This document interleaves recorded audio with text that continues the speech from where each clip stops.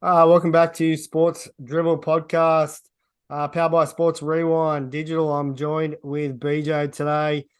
No Dave today, mate. Bit of spicy cough. Doesn't want to share it with our listeners.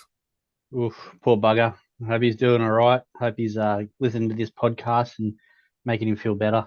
Mate, I hope he's staying hydrated. That's all I can say. Yeah. You know, A few rums will sort that spicy cough out, I reckon. for sure. Mate, anything on for the week? What's been going on? Mate, I actually went down on the weekend to the Blue Sox versus Yep, Cavs in the ABL. Spent the yep. weekend in Sydney. Got a couple of games in Saturday night. Unfortunately, the wet weather stopped game four on the Sunday, but it was it was a good weekend for the liver. Yep. Couple of late nights there and one or two ales. And then this week hung out a little bit with you. Yeah, it's Had a been bit of good. at the summer sizzler Yeah, under 14s up here in Newcastle. yeah. We'll touch on that a bit later because it's probably going to be a segment of its own. Yeah. What about yourself, mate? Mate, just that. And yeah, chasing the kids around. Same old, same old. Not much else for me this week, mate. It's been flat out with videoing at the Summer Sizzler, and yeah, it's been good fun. Hey, let's get into some tidbits so we can get this week's guest on. This week's guest is someone that the kids have all sort of looked up to in baseball, and had the chance to play with him a few times and play against him. He's a pretty good competitor, so we'll get him on in a second. To be honest, though, there's probably not a lot of kids looking up at him anyway. They're probably looking down. Come on, mate. Come on. No more short jokes, all right? Right, kick us off with some tidbits, Randall. I've got two, but I want you to start. I know you got some good stuff. Yeah, I've got a couple. All baseball related. A lot of that stuff's been popping up. I think people are getting keen again.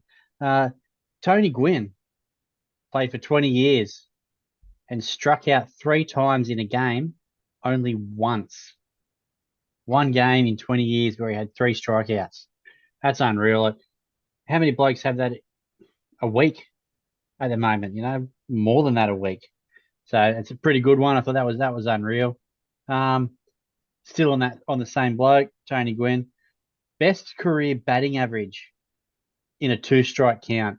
So from 1988 to 2022, you had some good names in there. Rounding out the bottom in number six was Ichiro Suzuki with 253. But you jump up towards the top. In second place, Wade Boggs hitting 262. Not too bad in two strike counts over that period. But Tony Gwynn, he hit 302 career in two strike counts. That's unbelievable. Unreal, isn't it?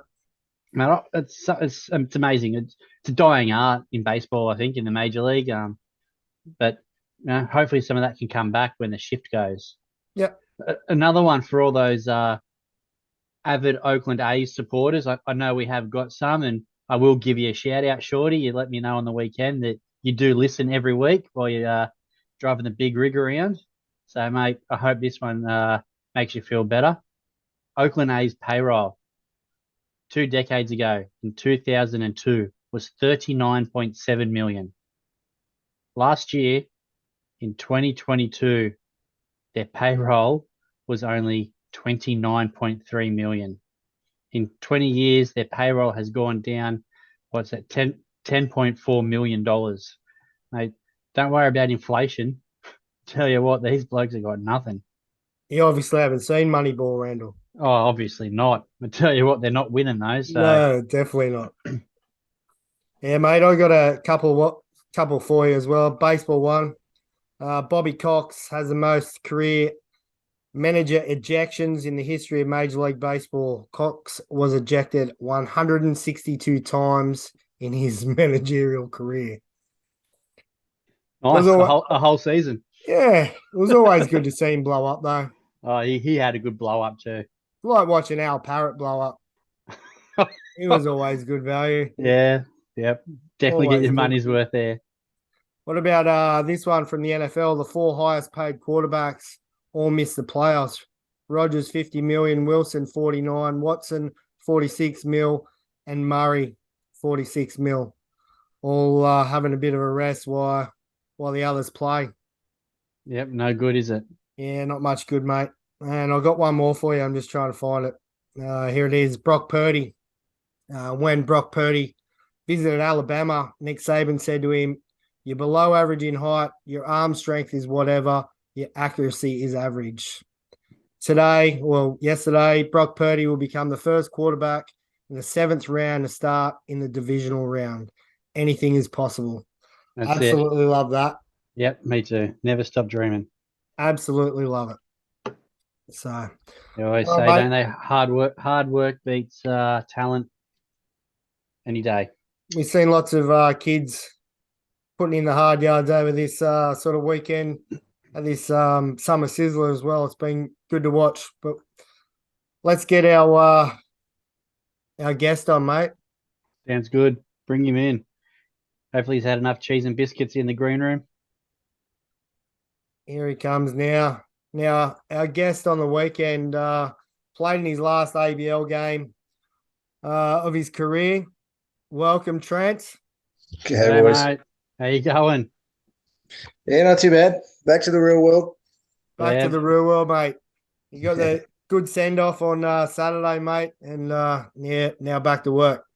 That's it, mate. That's it. I will say, mate, it was good to see. As disappointing as it was to see the washout on the Sunday and sit around in the stand drinking beers until 4 p.m. before driving back to Newcastle. It was terrible. Oh, mate, it was horrible watching you blokes down there playing cricket and whatnot in the dugout, sitting up there in the rain. It was terrible. But it was good to see you, mate, finish on a hit. I would have been Devo if you had to come out, game 4 and gone 0 for 3 with three punchies or something. It would have been brutal. It would have been worse because the social media team for the Blue Sox, they had a bunch of things ready to go, and they showed me the line a couple of days before, and my career batting average is at 249. And I was like, I did the math a little bit, and I was like, oh, I need 2 hits. Anyway, so it all worked out that when I got that hit the first time, it pushed it back to 250 even. So perfect. I'm done. Yeah, that's it. That's so even the rain out on Sunday kind of helped me, because if I go over that day, it probably ruins it again. So. Yeah, that's it. Mate, I'm glad for you didn't get that Sunday in, finish on that high. But as BJ said, bit of a shame for the Cavs fans to finish like that, sort of not getting their chance to compete for it. But, they could have done a little bit more during the year to not be in that position as well. So, yeah, I guess all teams could have done that. And we didn't want to, we wanted to play. Like, it's only fair to play and go out there. And if they beat us, they deserve to go through. And if we beat them, then, then they can say, oh, we got beat on the day and maybe we should have done more during the year. But, Blue Sox as a team, we had the same thing. We lost a whole bunch of close games during the year, and we could have been in exactly the same seat. And it wouldn't have felt real nice for the rain to end your year like that. Yeah, mate, pretty big career in the ABL. I know lots of kids sort of looked up to you and look down, mate. You guys. Well, I look up to him. No, that's not hard. Maybe one of only a few. Plenty of kids, mate. Obviously, you've inspired a lot of kids along the way, and it's really great to see you in the Blue Sox uniform for, it was 10 years, wasn't it, that you played, or was it 11? Since the insurgence of the new ABL, so 2010, 2011 was the first year. So what's that? 12 years. Congratulations, mate. Yeah. So what was it officially? 394 games? 394. 394 games. I didn't even know how many. I didn't know I was up for the record until a couple of weeks before, and everyone's like, "Oh, I think it was Tommy West from Queensland messaged and was like, "Hey, you broke the record. You break the record tomorrow." And I'm like, "What record?" I don't know. So apparently past DSAN and I guess we were counting them all from there. Yep. Awesome, mate. Let's start back at, I guess, the start of your career.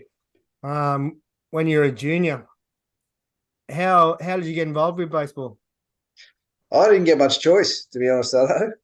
Dad played, as you know, Mum played softball. My grandfather played and coached both baseball and softball. My sister was a state softballer. So the whole the story that mum and dad and everybody used to say was, I was born wearing a catcher's mask. So, and I was always harassing people to throw the ball to me so I could hit it or play catch or whatever. My first game of T-ball, I think I was 2.5, 3. I don't know if you remember the old style tees where they had the black pipe that come out of the center. They used to have to take that out so it was low enough so I could hit it. There's a pretty cute photo looking back where it was one of my first uniforms. I was playing for the Berkeley Eagles, the knee-high pants and whatnot, and I'm swinging at a ball, and the hat was too big that it had come down over my face, and I couldn't see what I was doing. So yeah, so three born into it. Played for Berkeley Eagles as a junior. Then switched over to Dapto, and around the same time, I started playing in Sydney as well for Canterbury. Yep. Made the move there to essentially get more baseball in, and played for New South Wales Country for the first time when I was 14. I think that was the year 2000. Yep. Then played for City from there on. So 2 years of under 16s, 2 years of under 18s with City. And Hutto, correct me if I'm wrong, you were in my first Claxton Shield team. No, mate, not me. No? Nah. I could have sworn you were with the Australian Provincial in 2003. You know what? It might have been 2003. Yeah. 2003 was my first year as a 17-year-old. There you go. It probably was. Yeah. And it was plenty. It was Alan Parrott was the coach, right? We're just talking about Al Parrott. We had one of our tidbits was about Bobby Cox getting ejected 162 times in his career, and Al Parrott used to blow up a bit. he had a good blow up. Al had finesse on how he used to do it. Yeah. Yeah. No, there's plenty of good years with New South Wales Country Baseball, and we're actually talking about it a bit today. We've been over at the Summer Sizzler and talking. I don't even know the bloke's name. We're talking. He played a bit in Germany, and we're talking about some old school baseball, and there were plenty of names getting thrown around there that early 2000s. It was pretty good to sort of reminisce. Yeah, Australian Provincial trip sounded fun back then. Yeah, they sure were. Yeah, so you played a bit with New South Wales Country, and then obviously, moved on to bigger and better things. But as a junior, I guess progressing through, that's what we had back then. It was sort of like you'd play for Illawarra, or then you went on to City. But obviously play for Illawarra and then get selected in the New South Wales Country team, and then go further on into the Australian teams and things like that. As a junior, were you always interested in trying to get that next level? Was it always your goal to, play overseas, or what were you always thinking as a kid? Honestly, I was always around baseball as a kid with dad coaching and whatnot. So any team that he coached on, I was a bat boy. So I was always kind of submerged in it. I'd be in the garage to throw a tennis ball against the wall and swing a bat and, basically play tennis up against a brick wall. One of those times with dad's car parked next to it and didn't end so well, but that's another story. But yeah, I guess not too many people know this, but when I was a kid, I was a pretty chubby kid. I actually weighed pretty much the same or a little bit more at the age of 10, 12 than I do right now. So, I specifically remember a conversation with dad when I was about probably 14, because I would play soccer in the winter and play baseball in the summer. And it was probably around then where we had conversations like, look, we need to decide whether we're going to really chase baseball or you're just going to do it for fun.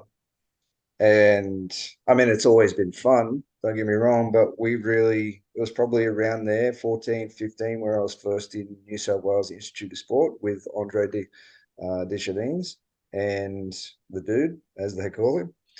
And that was probably the first point where it changed. So in the first probably 12 months of being in New South Wales Institute of Sport, after being told at 12, 13 that I wasn't an athlete and I was never going to do anything in baseball.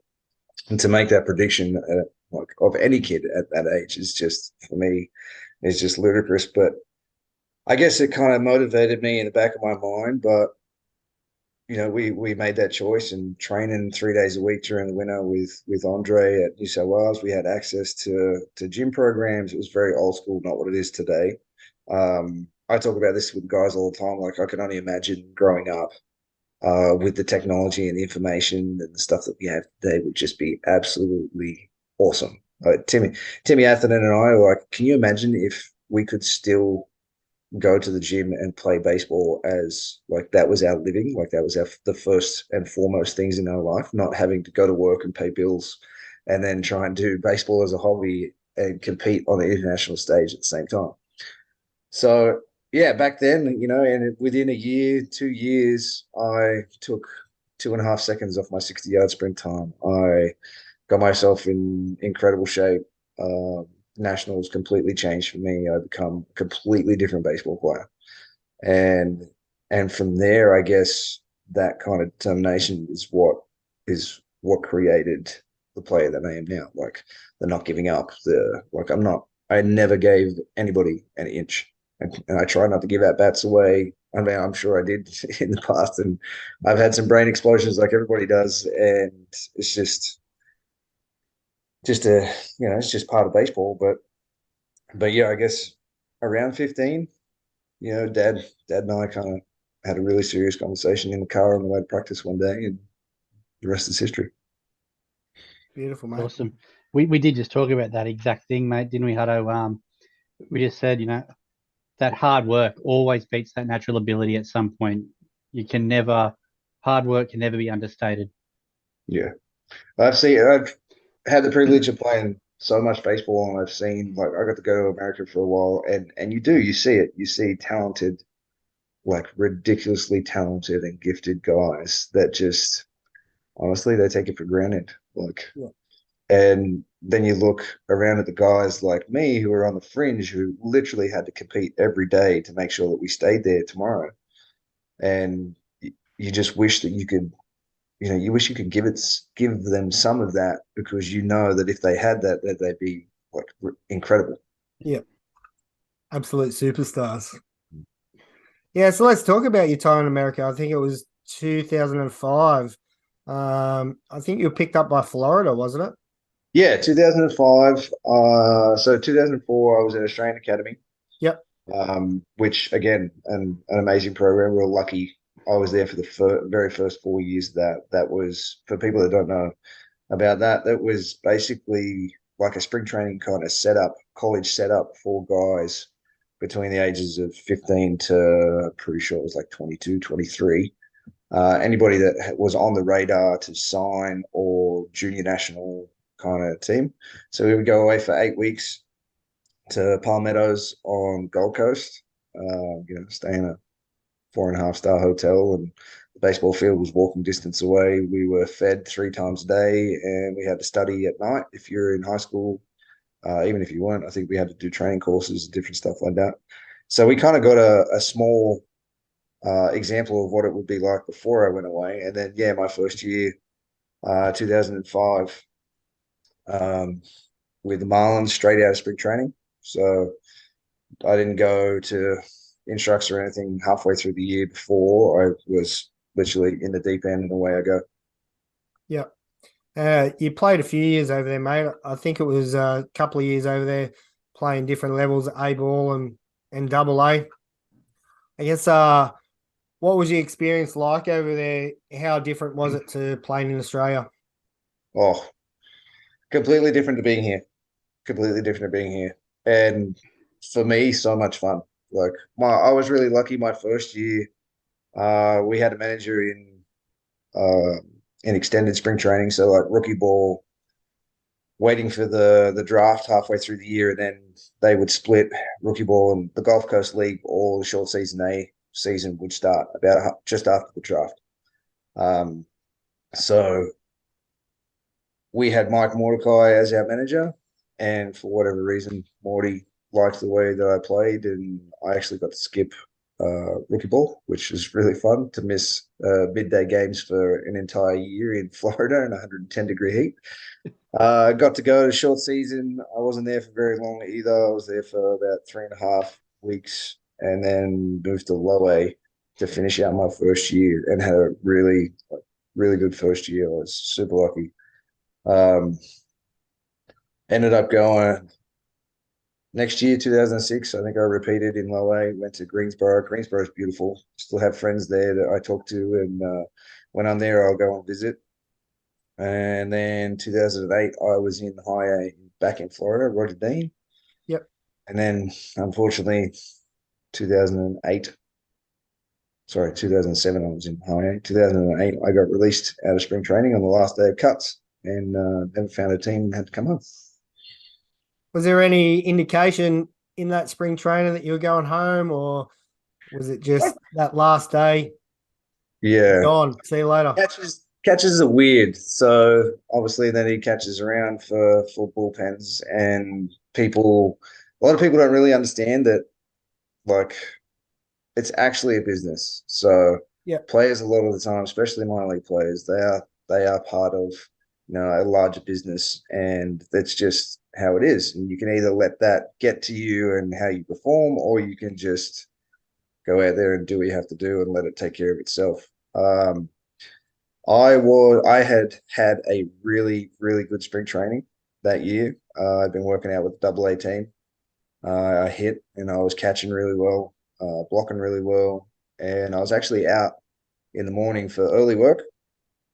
So I was in full uniform, which is kind of not how the Marlins used to do it back then. They used to try and get you on the way in, if you were going to have the talk. Yep. So I was out there, and our catching coordinator come and got me, and I was just like, "Hey, what's up?" And he's like, "No, bring your bag." And I just went, "Yeah, great." And with where it was at, like, the timing at the end of spring training, everybody had filled their spots, and visas were taken up, and so 2 weeks went by, and I had to get on a plane and come on, unfortunately. So when you say there were those two different types of people, one that thought, yep, this is a business, and the other ones that can be pretty salty and all that sort of stuff, which were you? I just played. Honestly, I just played. I was happy. I was never a starting role player. I was a backup kind of guy. So it didn't really bother me. And I guess to a certain point, I understood it, and I was like, whatever. Like, if you complain and you question why you're not playing and how the business works, why this guy gets to move up and why this guy released, like, honestly, it's really not that hard to figure out when you look at the draft or look at that person, how much they signed for. Like, take me, for example. I was basically the same as one guy. We put up similar numbers the year before. He was 1, maybe 2 years younger than me, but he signed for 300 grand and I signed for 7. So when you have one spot to put one of those two players in, you're going to protect your investment. Like, it's simple math. So you can't get really bitter at that. You've just got to be better, I guess, and hope that somebody else, saw you play, liked you play, and you get picked up with them. I think that's a pretty good attitude, and credit to yourself and the person you are too, mate. Like, that's hard as it could be. That's what you want to do. That's your dream. But that's it. That's it. I guess the most frustrating part for me was the year before. I guess I was in high A. I broke with the high A team out of spring training, but I was immediately put on the disabled list. So, well, the injury list, they call it. So I was essentially phantom injury. I wasn't hurt. They were just trying to decide, or they had a spot trying to pick, decide on a couple of different people. So for the first month and a half, 2 months of my 2007 season in high A, I was literally just a bullpen catcher. I traveled with the team, did everything with the team, had to show up on time. I wasn't hurt. I took BP. And then eventually one of the catchers got hurt and I got activated immediately.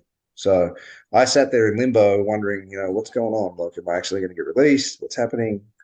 I had a really good year that year. I think I had my best year average-wise. Just the day I got activated just happened to come out, and the guy we were facing that day was the minor league pitcher of the year. So that was a lot of fun. Just 2 months without a proper at bat. All right, here you go, where you go. So, And how was did you have any in your organization, any big leaguers now that were sort of floating around with you? floating around with me, Any big names? Chris Coughlin. I played with Chris Coughlin. I don't know if you remember the slide where he went over the top of Yardy. That's Chris Coughlin. Played with him. There's been a few guys that had that were up there for a while. Chris Volstad was a pitcher for the Cubs for a while, and the Marlins. Gabby Sanchez, he played in the big leagues. Brett Hayes played in the big leagues. Brad Davis played in the big leagues. There were two catches that I caught behind. Nobody that really stuck there, I don't think. Guys that had great careers. Guys that were in the big leagues when I got there, though, were like Miguel Cabrera. Miggy, yep. Yeah, he was one of the big ones. D Train was there, which was really cool. I got a chance to take batting practice with D. I was just sitting there watching, as I usually would. Like if the big league guys were hitting and the coaches were out there, I'd get as close as I could and just listen in and watch and just try to be a sponge and learn something. Because, I mean, you can do it as many times as you like and you can hear it as many times as you like, but sometimes it takes someone saying something a particular way for you to get it. So I would literally just sit around and watch these guys just in awe that could hit, and the sound was something completely different with the ball coming off their bat. And D could hit for a pitcher. He was a pretty damn good hitter. And he invited me in. He's like, "What are you doing?" I'm like, "Just watching, man. It's cool." He's like, "Get a bat, come hit. Like, I need a rest anyway, so come hit." So that was cool getting to get to hit with him and watch Miggy and those guys kind of walk in and out of the plate. I got to catch a bullpen for Al Leiter. Yeah, right. Yeah, that was really cool. Really cool. Probably could have caught that blindfolded. He was that good. He would like move me. He's like, "All right, fastball away," and I'd set up. He's like, "Oh, give me about another inch." And I'd move, and he'd like literally just Zot. throw back. So that was really cool. So I got to hang out. I did get a couple of days where I went to big league camp and just caught bullpens for pitches and stuff like that. So pretty awesome to be a part of. What about you speak of the likes of all those guys catching? Is there any other? Who would you say was your favorite pitcher to catch it in a real game? In a real game, in Australia or overseas? Oh, who's my favorite catch here? Jay Hudson. There's a few. There's a few. It's funny. I had caught Tahada. Yeah. It's not that big a feat, mate, because so have I. He didn't have to catch many, mate. The hitters caught a lot of them. That's right. That's if they go past the bat. Yeah. There's a bunch of guys in Australia like Ando. Straight away, Ando was he was a gentleman and a craftsman. So he was a lot of fun because you could really think and confuse and frustrator with Ando. Some hitters. Tim Cox was unbelievable. Probably one of the most talented left-handed pitchers I think I've ever seen. I got to catch Welchie. Then there's Joshy Geyer, who's an absolute workhorse and threw an absolute gem on Sunday. He's probably one of my favorite to work with. Just guys that guys that you can mess around with. Like it's not too serious, but as soon as they get on the mound, it's something else. Like they lock in, and you can see in their eyes and in their demeanor that it's completely different once the game starts. Yeah. What about coaches or managers? Who are some of the better managers that you've sort of played under? Whether it be overseas or in Australia? Honestly, I played under a lot. TH and Deebs, they're probably two really fun guys to be under, and that whole coaching staff there. Dave Nelson is a completely different guy, but also just as good at at what he sees. And I talk about being able to see the matrix of baseball, and there's certain people that can look at it in a certain way and only they see it that way, but it works out. So I've been lucky enough to be around those teams, play my part, play the role, and have some success in it. Mike Mordecai, when my first year in the minor leagues, and Edwin Rodriguez were two probably the most fun people to be under. Morty was such a real person. I guess he had a lot of fun. I'm not sure whether Morty continued to coach after that year, but I'm pretty sure the deal that year was he had a certain amount of days because he was playing the year before. So he had a certain amount of days to get his pension. So his 10 or 12-year pension in big leagues. So the deal was coach for the first part of the year. And then when they expand the rosters in September, he'd go up and get his qualification for his pension, which is really cool, really classy by Florida. But yeah, he had a lot of fun. He was real. If you did something good, he would absolutely celebrate that. And if you were an idiot, then you knew about it from Morty. So Awesome. don't miss curfew, all that kind of stuff. It was really, my first year was really, really a lot of fun.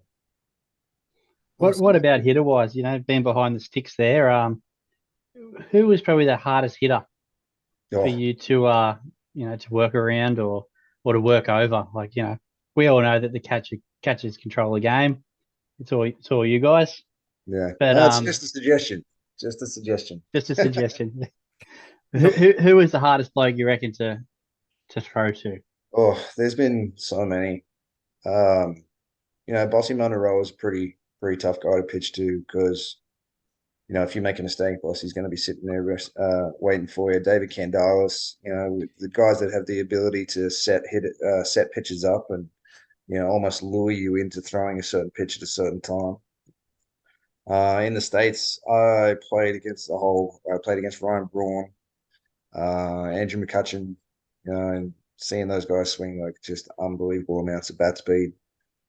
Yeah, played against a bunch of guys that, honestly, they were really hard to get out. And but yeah, they're probably more of the guy, Timmy Kennelly.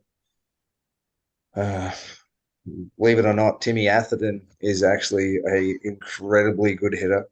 He originally signed as a hitter before he started as a pitcher. He's got some pretty good power. He still hits in the local league down here and pretty much wins the batting title every year. So what's next for you, mate? Playing some state league or having a rest from that? I'm going to finish out state league this year. Do the right thing with Canterbury and see all those guys. And then I don't know. People have been asking me that since I announced it. I guess the first thing I'm going to do is finish all the open projects I've got around my house. Now that I have some time to do them. Yeah.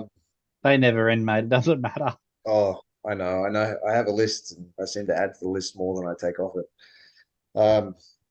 But yeah, I guess I don't know. I've always seen myself being involved in baseball. I don't think I'm going anywhere.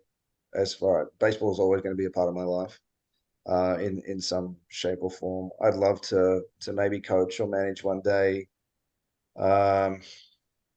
Whatever. I haven't really thought about it. There's a lot of avenues out there. I have a lot of ideas to maybe, to help improve or, just get us back to, or try and combine, I guess, with what we have now to what we used to have. I think the Australian Academy sort of set up where we have somewhere for these kids to go because we have so much talent, so much young talent at the moment. In Australia that are either getting ready to go to college, getting ready to go to pro ball, or they're at college, getting ready to either sign and do something there or come home and continue their baseball career or something. And we just need an avenue for all those kids to go to and not just improve their baseball game, but I guess improve their life skills and their employability if that's something that they want to cross. So yeah, kind of like not just the managing goal, but maybe something a little bit more to really affect how some people's lives for the future and for the good. Awesome, mate. Sounds really good. Obviously, junior baseball. I know junior baseball up here and down the coast is sort of dwindling away. Wherever BJ's young bloke went to the under-12s, and it was Illawarra and Newcastle. And that was it for the country carnival. We used to go to country championships, and you'd have like the likes of Tamworth and Port Macquarie and North Coast and Central Coast, Illawarra, all of them. And it was a pretty sad weekend when you go away for the country carnival and you rock up in the under-12s, your lifeblood, and you've got Newcastle playing Illawarra for 7 games over 3 days, and it's like, oh. Yeah. And then you had the quality too was so much different. Illawarra, these kids were coming out hitting double plays. Newcastle kids were just, for lack of a better term, making up numbers almost. They were there just trying to get some experience.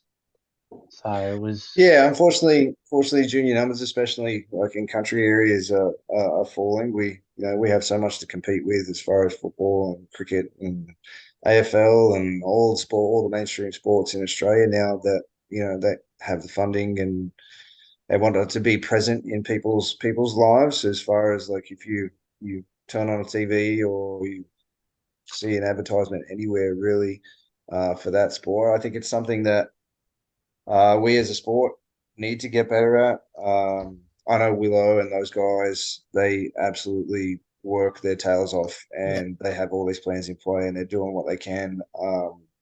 I don't know what the solution is, but it's definitely an avenue that we have to cross. We need to be, find a way to be in people's faces year round, not just when the ABL's here or, even when the ABL is here, do be so much more present and just loud, I guess, and try to get these mainstream sports on board or behind our backs. We're not taking funding from anybody. I don't think we're going to affect their numbers, but I think a relationship between everybody is definitely something that could help everybody improve at a base level. And it starts at the top and it'll filter down. And it has to happen that way. I don't think we can start at the bottom and be not as great at the top if we want people to continue to go.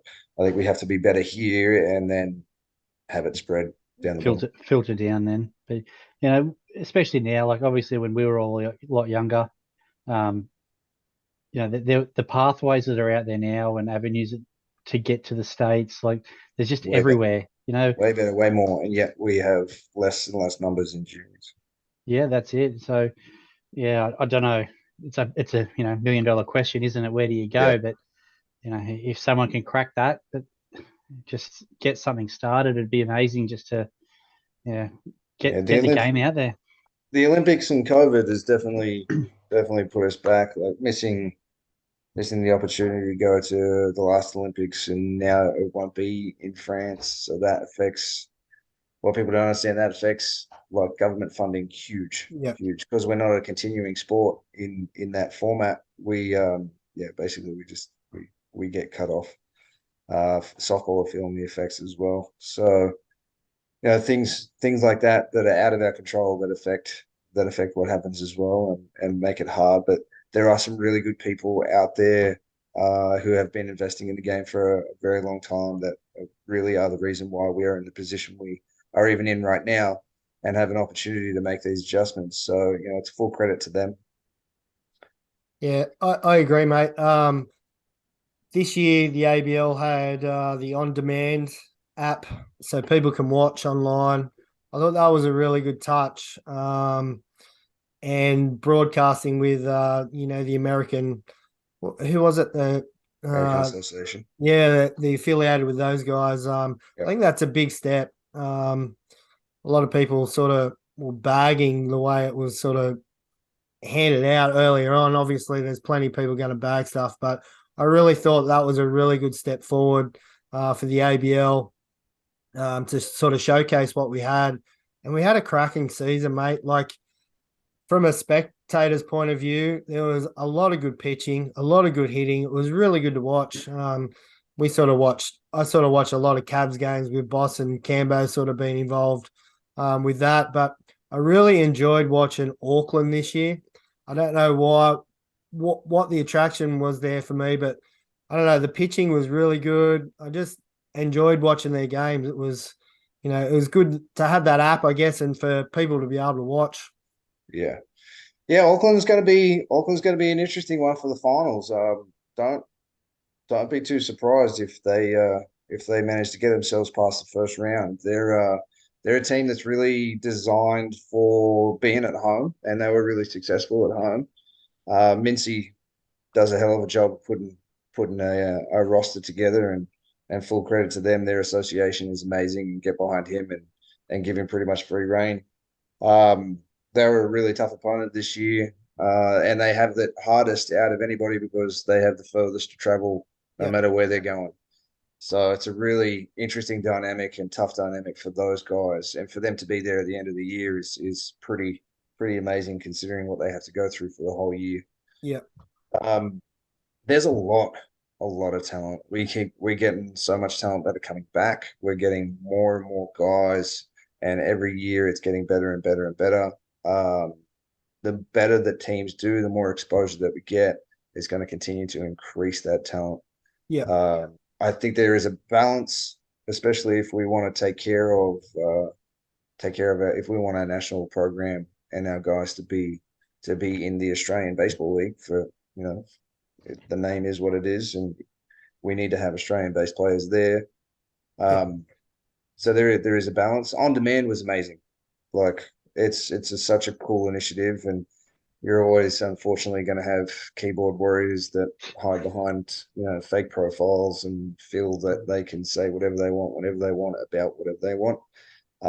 It's the first year they rolled it out, so obviously, and of course, like anything else, there's going to be teething issues and technical difficulties and whatever. But I think that's something that they're going to be working on during the off season. So come next year, I think it'll be way better than what it already was, and just for like how I would use it personally, like I'd go back and watch at bats, and like that saves so much time. Like I could be like right now, I could get off the line with you blokes and go and have a look at bats that I had during the year and figure out how I got myself out, or what pitch was thrown, where they're trying to pitch me. So it's a way more valuable resource than a lot of people realize it is. Yeah, for sure. Now let's talk about the Blue Sox, mate.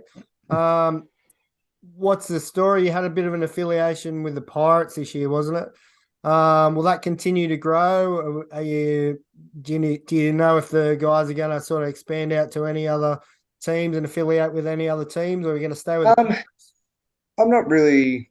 I didn't really get too involved with the behind the scenes stuff for Sox this year. I knew we had the affiliate there, and depending on who you talk to, you hear different things. I hope that we keep our relationship with the Pirates. I think it's something that's really good. I think each team should have some sort of relationship with multiple teams. Yeah. To be honest, and the Pirates are definitely a good one. They have a really good minor league system. The guys that we got were awesome. It's really hard to ask. Hard to ask a bunch of guys to come in and play on a team where they don't know anybody, but everybody that they're meeting has known each other for years. Yeah. So it's a really interesting dynamic to come in and be part of that. And we were lucky to have some guys that had played together with each other for a couple of years in the minor leagues and then come out and be here.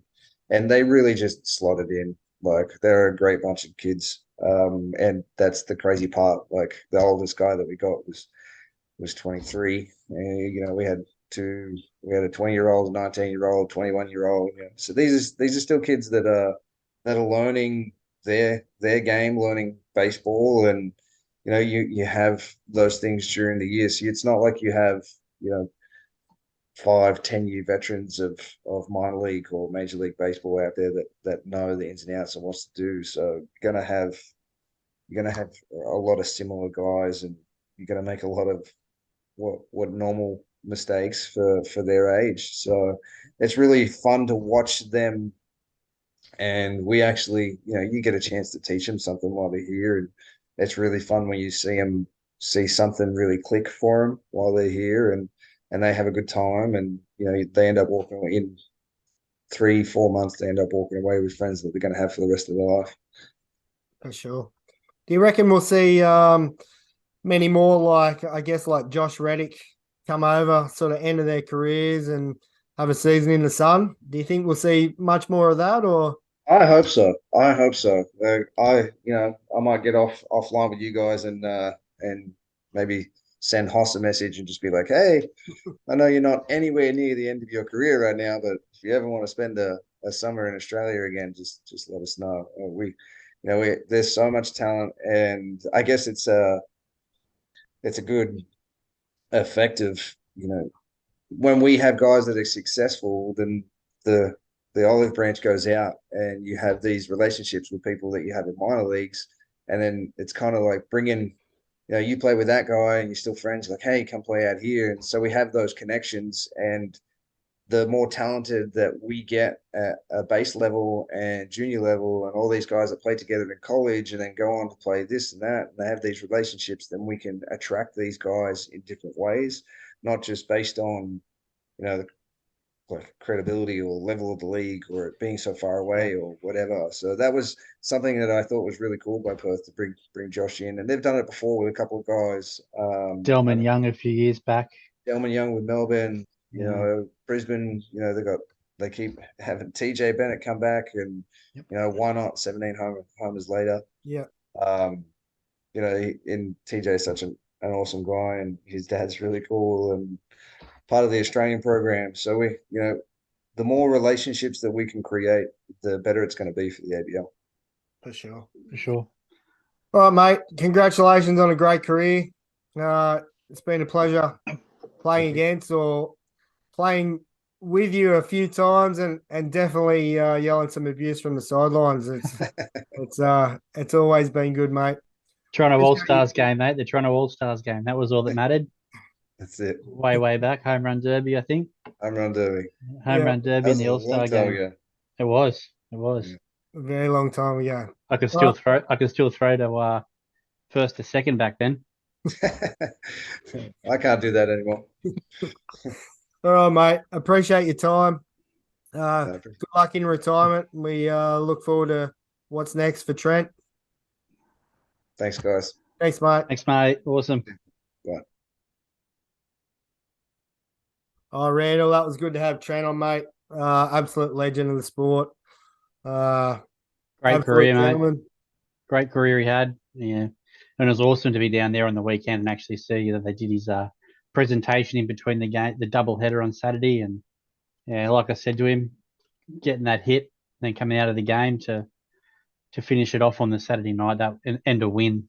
That was next level. That's great. Deserves it all. Always a hard out. Just a really nice swing, and was always good behind the dish when he was catching.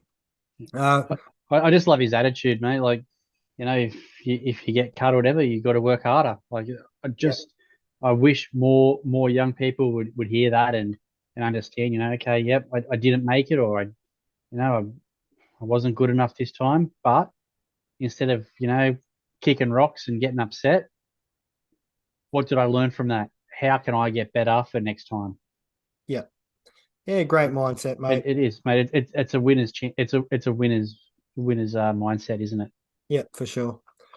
Absolute legend. All right, NFL playoffs have started. Sure have. I know you probably didn't get too much in over the weekend. I got a little bit.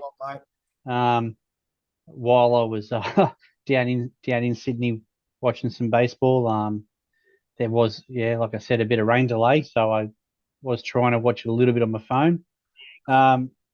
Kansas City 27 defeated the Jags 20. It was a bit closer than we expected, I think. Yeah. KC certainly didn't have it their own way, did they? No, they didn't. The highlights video is just popping up. I don't know if you heard that. Yeah, I did, actually. Mate, I only seen some highlights. They're through. That's all I can say. No, well, that's it, mate. You're exactly right. They're through. They got their job done. Good on them. They'll be better next week. Eagles 38 defeated the Giants 7. That is a massive score. The Eagles are just way too good. Yeah, they scored 2 touchdowns in the first quarter. They had 2 touchdowns in that second quarter. the game was all but gone by halftime. You know, they ran all over the Giants. I think the Giants were probably better than anyone expected the week previous against the Vikings, I think it was. Yep. And yeah, they couldn't match it with the Phillies. With Philadelphia Eagles. Talking baseball again.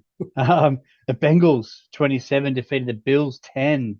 How good is Oh, TF Hudson? If you're listening, how good is that result? I just want to say that. No, well, seriously, again, I picked the Bengals. You took the Bills.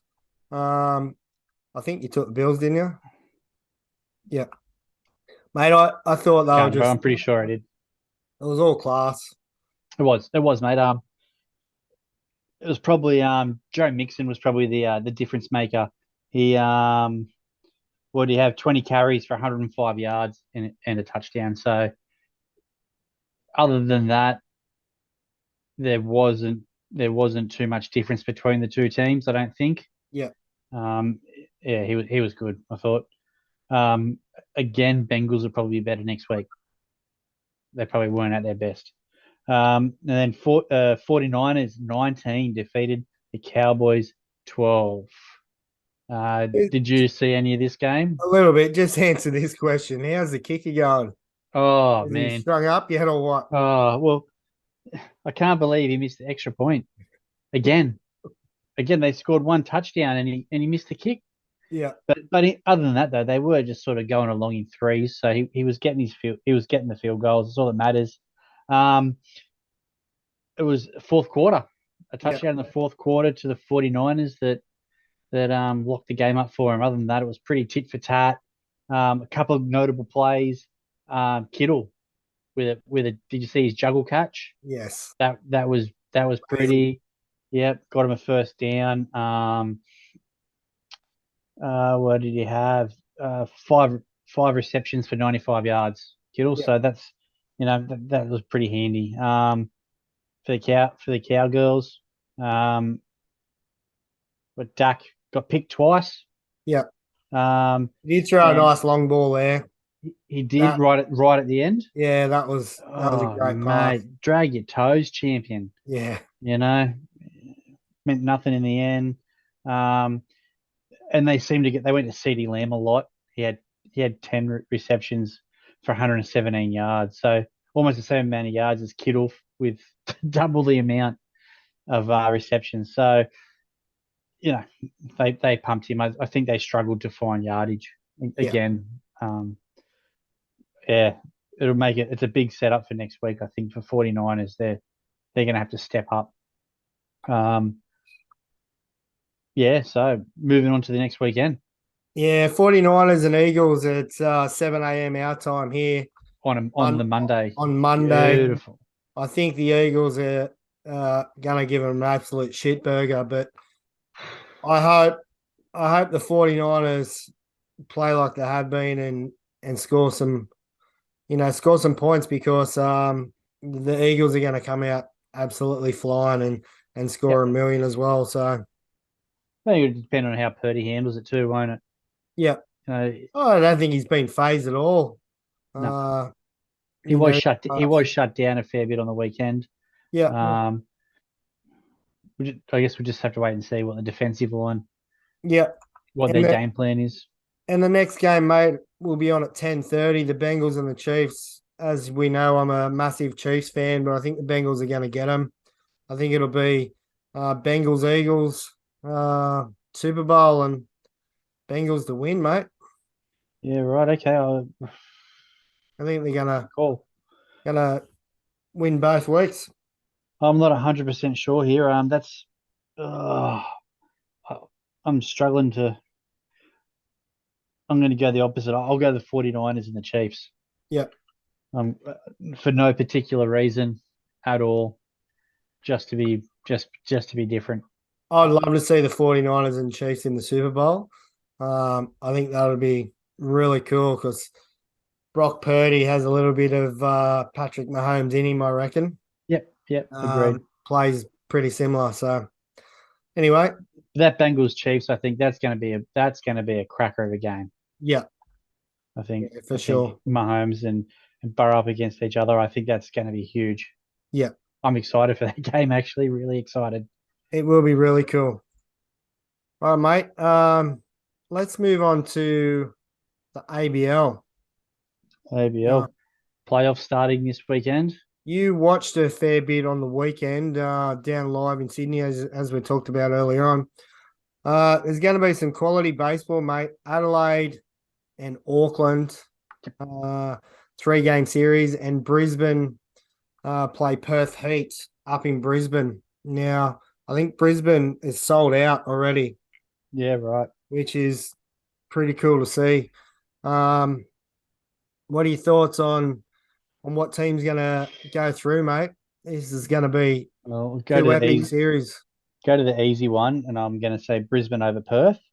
I say easy one, but Brisbane have been clearly the better team all year. Mind you, they've been playing in a different division, so it's not like they've played Perth a couple of times or anything like that. So who knows? Perth still have a lot of ability, and they could easily take that series. Yeah.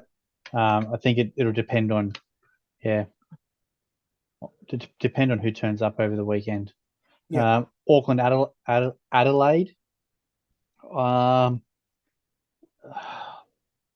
Tough call. I've, like you said earlier when we were talking with Trent, Auckland have played a really exciting style of baseball this year. I think they've been fun to watch. Yeah.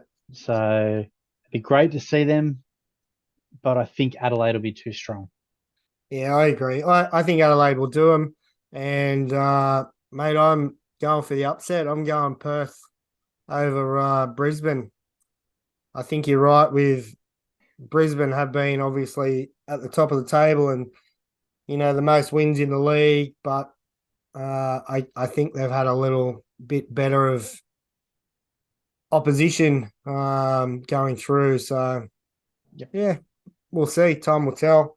It's going to be two good series, that's for sure. Yep, definitely. I agree, mate. Oof. I think it's good. Again, like the NFL, I think it's going to be good viewing. Yeah, mate. There's going to be plenty of baseball and NFL on the weekend, that's for sure. Hey, let's quickly touch on the NBL now. The basketball league. There's been a bit of a change in our ranks here. Sydney Kings are still top of the table. Now, Cairns have moved into second place. They've knocked down the New Zealand Breakers. Now, the New Zealand team have lost 4 in a row. And they're getting towards the tail end of their season. And Tasmania have jumped up into 4th place. So there's been a little bit of shuffling around the table in the NBL. And the last Sydney Kings home game that was played sold out. It was an absolute banger. There was people everywhere. So it's really good to see that these National League sports are getting filled in the crowds. But, yeah, basketball, every kid wants to play basketball, mate, and it's great to watch. Now you're young blokes playing basketball, Randall. Yeah. Have you had a talk about getting down to one of these Kings games or what? A little bit, yeah. Actually, the sister-in-law and her husband took their kids down. I think they were second row back from courtside or something like that, and they absolutely frothed on it. They loved it. So they're a fair bit younger, but yeah, they thought it was the best thing since sliced bread. So there has been a little bit of pressure, but we've been flat out, even just getting to an ABL game. Yep. So much on at the moment. So I'd like to. I'd love to. I'd love to go and see the Hunter Pirates. Oh, hang on. Newcastle Falcons. Newcastle Falcons, whoever they are. I wonder if Fat Elvis, the defense guy, is still there. Yeah, no. So we'd like to go. We'd like to go down to a game. Oh well, the kids would like to go down to a game.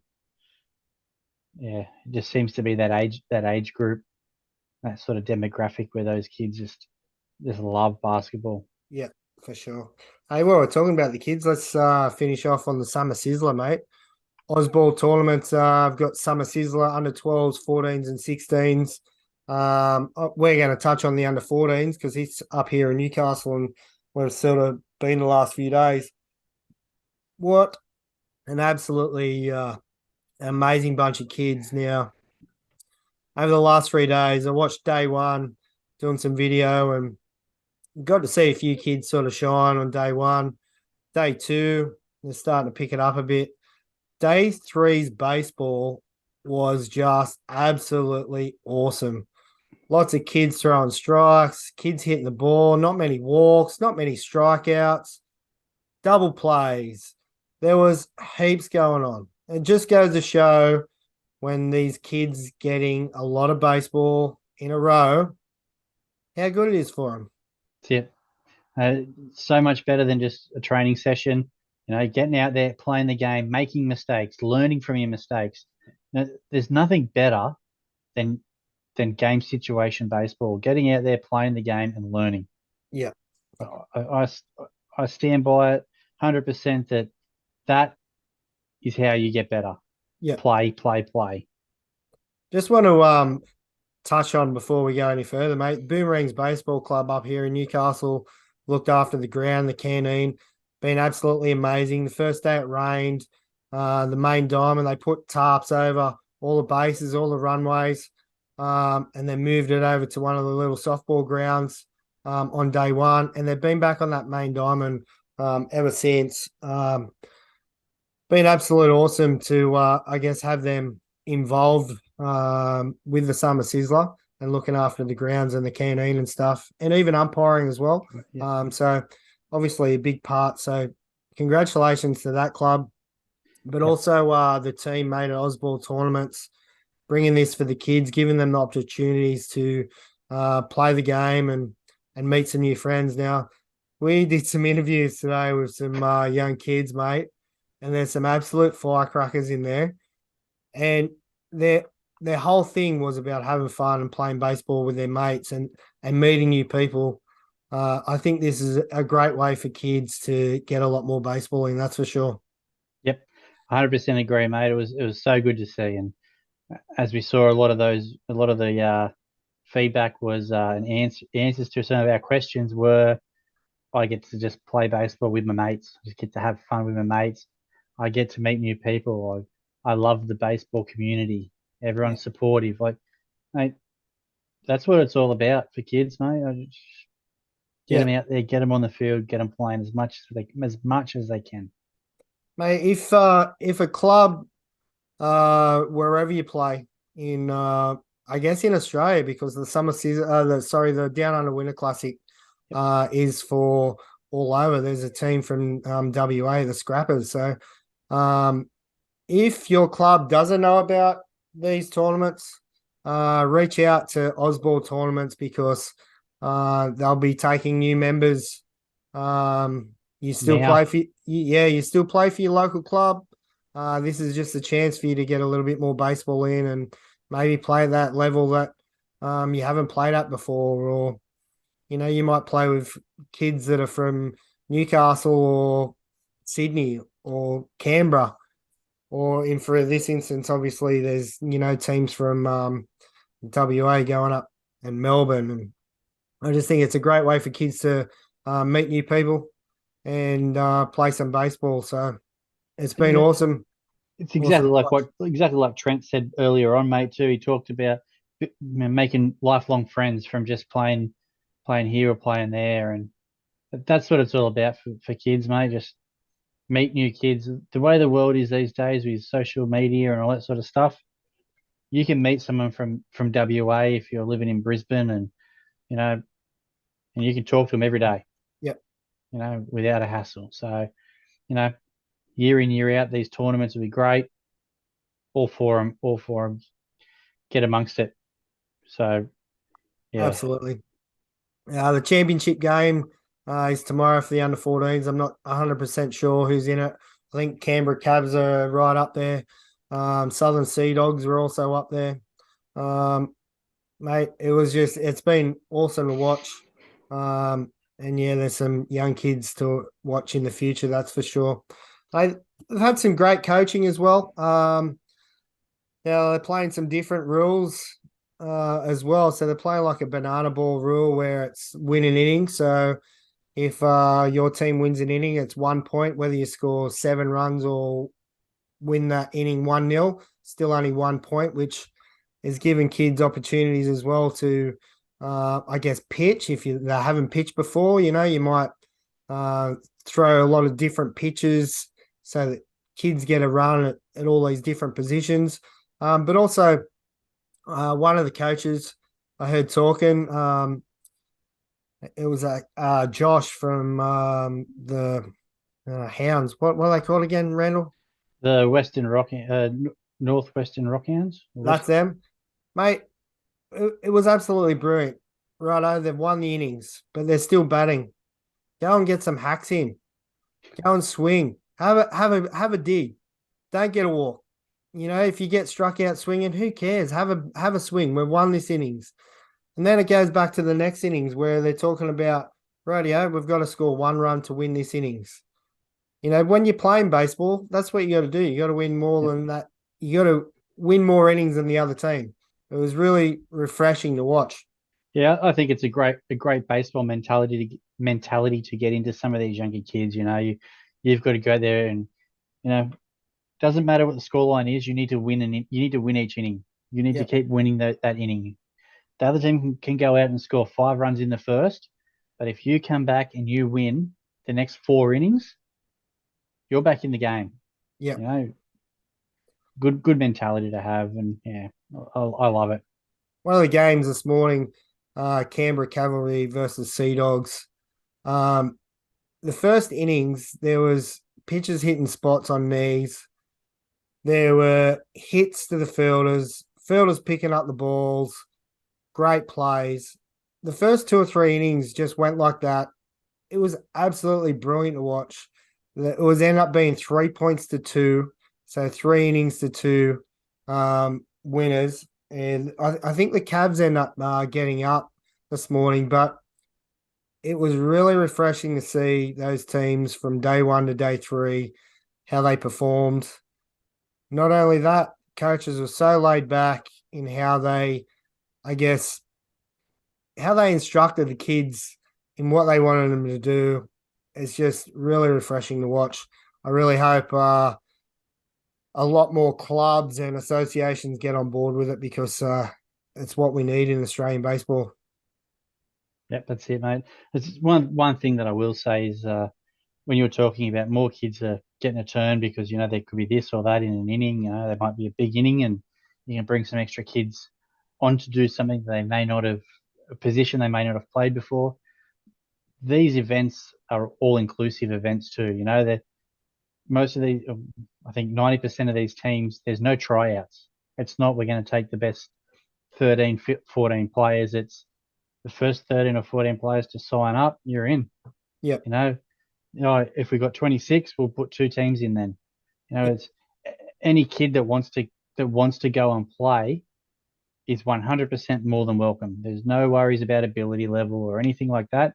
If you want to go and have a good time and play some extra baseball, get on it. Yeah.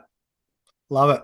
Another thing I want to add, mate, parents involved in the weekend have been absolutely awesome. Very chilled back and relaxed. Talked to one of the Cavs dads today, who's usually a coach during the year. He also looks after their high performance. It was really refreshing because he actually got to watch his son play instead of being his coach. And it was just cool that he could sit back and relax and watch his 6 or 7 players that he usually coaches play under somebody else. And it was really nice to see. You just sit back and be a parent. Yep. And love the game. Yep. All right, mate. Let's leave it there. Been a good week. Good. Yeah, hopefully you get better, Davo. I know you probably won't listen to this anyway, but mate, I hope you get a few bundies in and you can get rid of that spicy cough, champ. Rest up, Davo. Make sure you're still sick on Monday, mate, so you get the NFL in. That's for sure. You can't take that into the office, mate. Not on a Monday. Not when the NFL's on, all right?